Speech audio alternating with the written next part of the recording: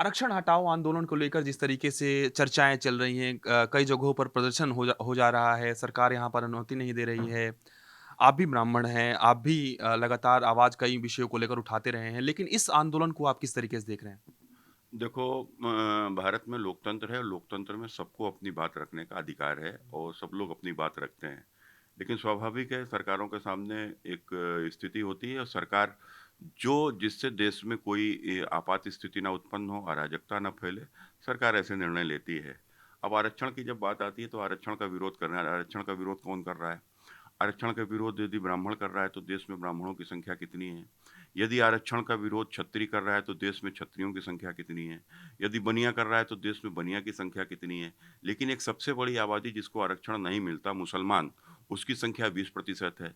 वह ना आरक्षण माँग रहा है, ना आरक्षण का विरोध कर रहा है, तो क्यों? वह इसलिए कि वो सवर्णों के बीच में जाता है, कहता है कि तुमको आरक्षण नहीं मिल रहा और उसके बाद एससी के बीच में जाता है, कहता है सवर्ण तुम्हारा आरक्षण छीन लेंगे।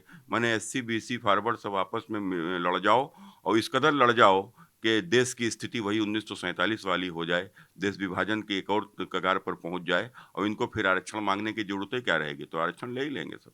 तो आपको लगता है कि जो मुस्लिम समाज है, वो हिंदुओं में बँटवारा करा रहा है, भड़का रहा है, इस वजह से इस तरीके की चीज़ें उत्पन्न हो रही हैं? अच्छा 20% जो समाज है, वो 20% समाज आरक्षण क्यों नहीं माँग रहा है? आरक्षण का क्यों नहीं विरोध कर रहा है?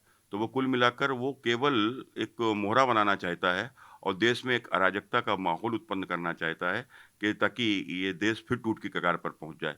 1931 में अंग्रेज़ों ने जाति की जनगणना पूर्ण कराई थी और उसके बाद में 1931 के बाद में 1932 में पहली बार देश में जब जो पूना पैक्ट हुआ था डॉक्टर बाबा साहब अम्बेडकर और महात्मा गांधी के बीच में, तो उस पैक्ट में इस देश में विधायिका में आरक्षण देने की बात आई थी। तो उसके बाद में क्या स्थिति हुई? उसके बाद में इस प्रकार आपस में खाई पैदा हुई कि 1947 में हमारे देश का विभाजन हो गया और हमारे देश के विभाजन के बाद स्थितियाँ क्या आईं?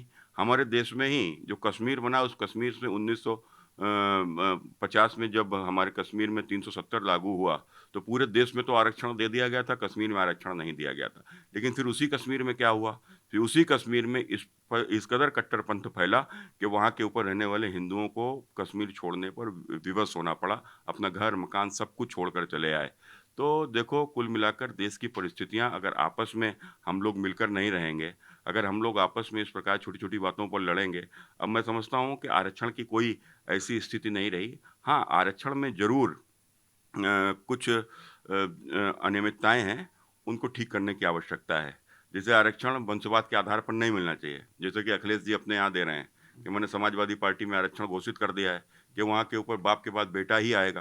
तो माने मुलायम सिंह के बाद अखिलेश, अखिलेश के बाद अर्जुन ही आएँगे। तो ये इस तरीके का आरक्षण देश में नहीं होना चाहिए। माने कोई अधिकारी है, कोई नेता है, इनके बच्चों को आरक्षण नहीं मिलना चाहिए। आरक्षण गरीबी के आधार पर हो और ये तमाम सारी भी जातियाँ ऐसी गरीब हैं जो एससी में, अनुसूचित जाति में, जनजाति में, पिछड़ों में, कि जिनको वास्तव में आरक्षण मिलना ही चाहिए। सवर्णों में भी बहुत सी ऐसी गरीब जातियाँ हैं, बहुत से ऐसे गरीब लोग हैं, जिनकी पीढ़ियों से कोई इनके पास ना ज़मीन है, ना नौकरी है।